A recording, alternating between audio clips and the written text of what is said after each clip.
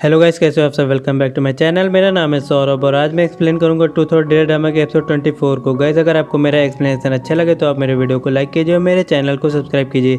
और अगर आपने मुझे इंस्टाग्राम पे फॉलो नहीं किया तो आप मुझे वहाँ पे फॉलो कर ले। Sorry for the delay, let's begin the drama. Episode 24 की स्टार्टिंग में हमको दिखाया जाता है कि इंग्यो बैठी होती है वहाँ पे। वो पिछले कुछ दिनों में हुए इंसिडेंट्स को याद कर रही होती है, जिसके बाद वहाँ पे उसको लगता है कि आज स्वभाव नहीं आ पाएगा क्योंकि आज उसका वेडिंग डे होता है। और अगर आज स्वभाव नहीं आ पाया तो फिर वहाँ पे उसकी शादी नान बेटियान से हो जाएगी। वो नान बेटियान से शादी करना नहीं चाह रही होती है। ऑफ कोर्स कोई भी लड़की इतने बूढ़े आदमी से शादी नहीं करना चाहेगी।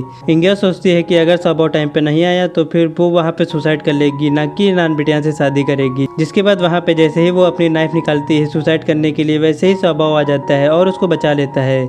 इंग्यो वहाँ पे रोने लग जाती है क्योंकि उसको लगता था कि स्वभाव टाइम पे नहीं आ पाएगा। जिसके बाद स्वभाव उसको रेस्क्यू कर लेता है और उसकी ड्रेस चेंज करवा देता है। जिसके बाद वहाँ पे वो दोनों यूजी को रेस्क्यू करने चले जाते हैं।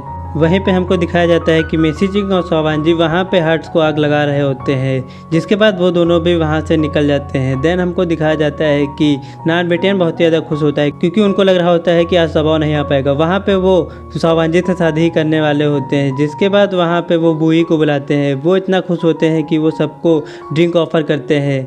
देन वहाँ पे बुई ऐलान कर देता है कि यार नान बेटियान बहुत ही ज़्यादा खुश है, जिसकी वजह से वो हम सबको बहुत सारी ड्रिंक्स ऑफर कर रहे हैं। जिसके बाद वो सभी लोग वहाँ पे ड्रिंक पीने लग जाते हैं। नान बेटियांग से रहा नहीं जा रहा होता है तो फिर वो नान जियांग को बुलाते हैं और उससे कहते हैं कि वो ब्राइड को वहाँ पे लेकर आए।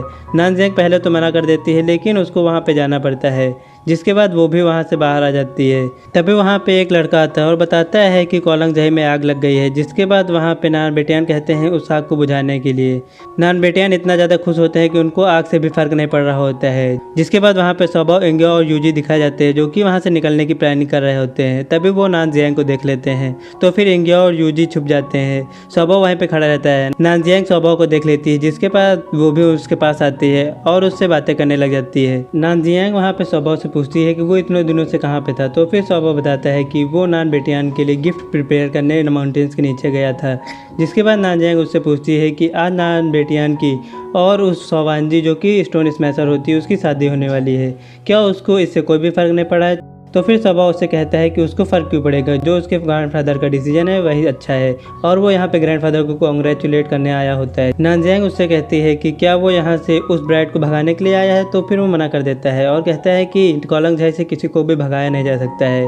नान जियांग वहाँ पे खुश हो जाती है और वो वहाँ पे सोवांजी जो कि इंग्यो होती है उसे लेने जाने लगती है। तभी वो रुकती है और स्वभाव से कहती है कि अगर वो उससे माफ़ी मांग लेगा तो वो उसको माफ़ कर देगी। जिसके बाद वहाँ पे स्वभाव कहता है कि वो हमेशा से उसको छोटी बहन की तरह समझ रहा है।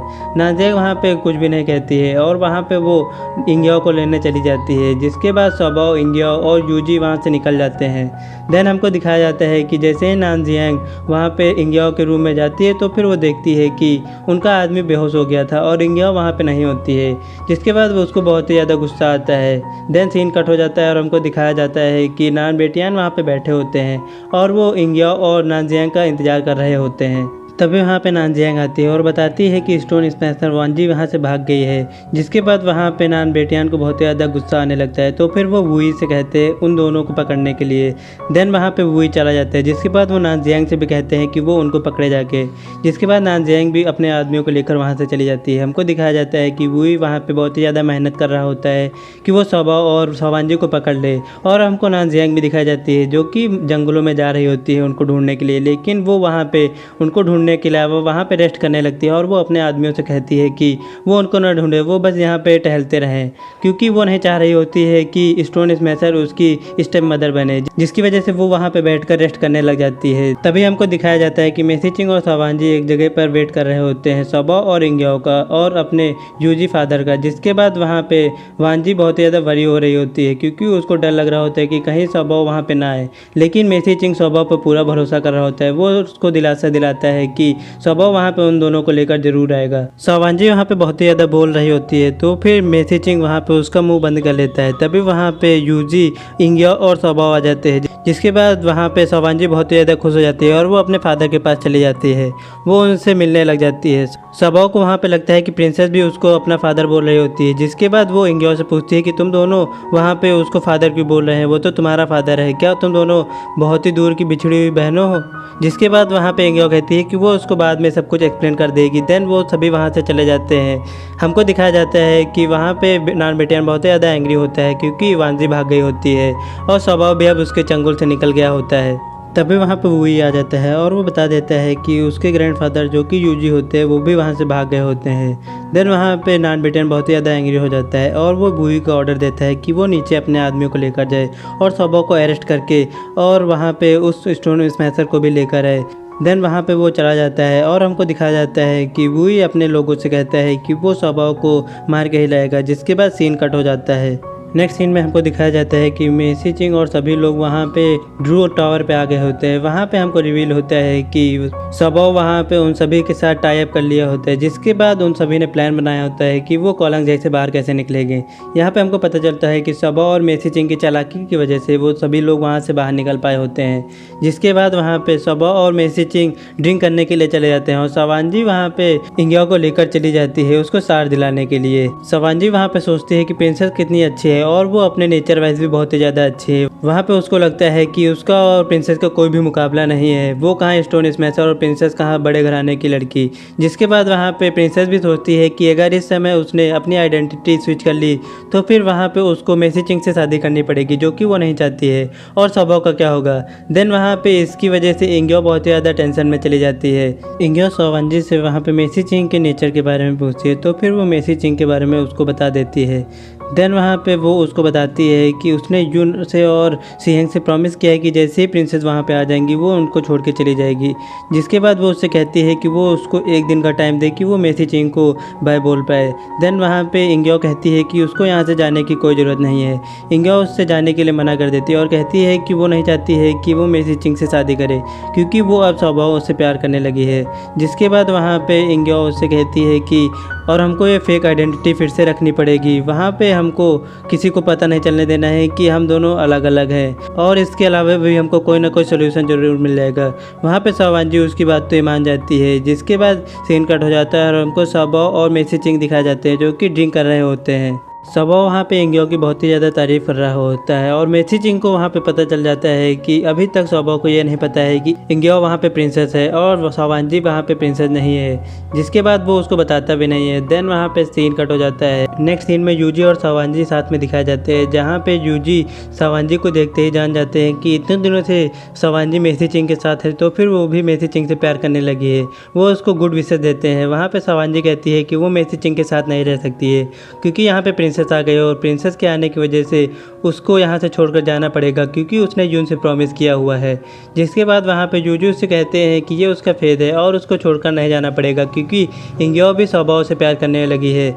लेकिन वांजी को तो यही दिख रहा होता है कि उसको मेसी चिंग को छोड़ के जाना पड़ेगा। जिसके बाद वहाँ पे सीन कट हो जाता है। नेक्स्ट डे हमको दिखाया जाता है कि लू जिंग्यो अपने रूम में बैठी होती है तभी वहाँ पे यून आ जाती है और वो सिहेंग के साथ आई होती है। वहाँ पे पहले तो यून उससे माफ़ी मांगती है कि उसकी वजह से वो दोनों एक्सचेंज हो गए होते हैं। जिसके बाद वो इंग्यो से गले लग जाती है। देन वहाँ पे वो बहुत ही ज़्यादा रोने लग जाती है और वो उससे पूछती है कि क्या उसको कोलंग छाई में बहुत ज़्यादा प्रॉब्लम है। तो फिर वो उसको बताती है उसको प्रॉब्लम तो हुई लेकिन उसको वहाँ पे स्वभाव था जो कि उसकी मदद करता था और उसकी जान उसी ने बचाई है।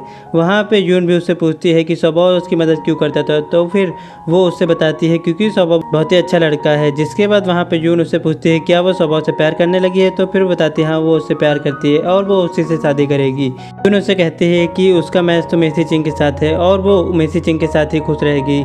लेकिन वहाँ पे इंग्यो बताती है कि वो स्वभाव के साथ ज़्यादा खुश रहेगी क्योंकि वो स्वभाव को पसंद करती है। जिसके बाद वहाँ पे यून को बहुत ही ज़्यादा टेंशन हो जाती है लेकिन इंग्यो उसको शांत कर लेती है और वो कहती है कि वो एक डाकू के साथ रह सकती है क्योंकि वो बहुत ही अच्छा डाकू है। जिसके बाद सीन कट हो जाता है और हमको दिखाया जाता है कि मेसी चिंग वांजी के साथ होता है जो कि मार्केट में वॉक कर रहे होते हैं। वहाँ पे मेसी चिंग सवांजी का हाथ पकड़े हुए होता है और वो दोनों साथ में कुछ कुछ कहना चाह रहे होते हैं, लेकिन वांजी वहाँ पे मेसी चिंग से कहता है कि वो पहले गए। जिसके बाद वहाँ पे मेसी चिंग भी कहता है कि वो पहले गए। तो फिर वो वांजी उससे पूछती है कि वो प्रिंसेस के बारे में क्या सोचता है। जिसके बाद वो उससे बताता है कि प्रिंसेस बहुत ही अच्छी लड़की है और वो काइंड हार्टेड है और वो एक बहुत ही फ्रेंडली लड़की है। वो एक नोबल फैमिली से आई होती है और इसकी जैसी लड़की मिलना बहुत ही रेयर है।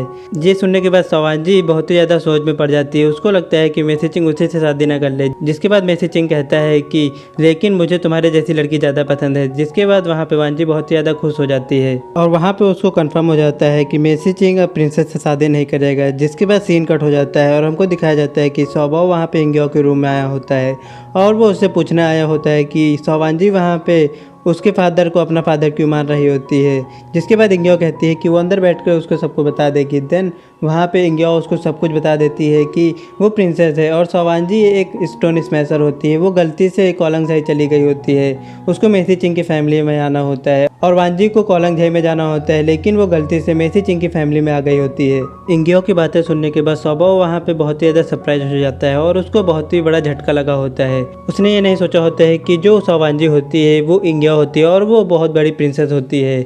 वो वहाँ पे सुनने के बाद बहुत ही ज़्यादा खुश भी होता है, लेकिन वो दुखी भी होता है क्योंकि उसको लगता है कि वो रॉयल फैमिली से है और वहाँ पे सौबाओ एक छोटा मोटा डाकू ही है। जिसके बाद वहाँ पे इंग्यो उससे कहती है कि उसको इसके बारे में सोचने की कोई भी ज़्यादा ज़रूरत नहीं है। सौबाओ वहाँ पे बहुत ही ज़्यादा नर्वस फील कर रहा होता है। जिसके बाद वहाँ पे वो इंग्यो से पूछता है कि उसका रियल नेम क्या है।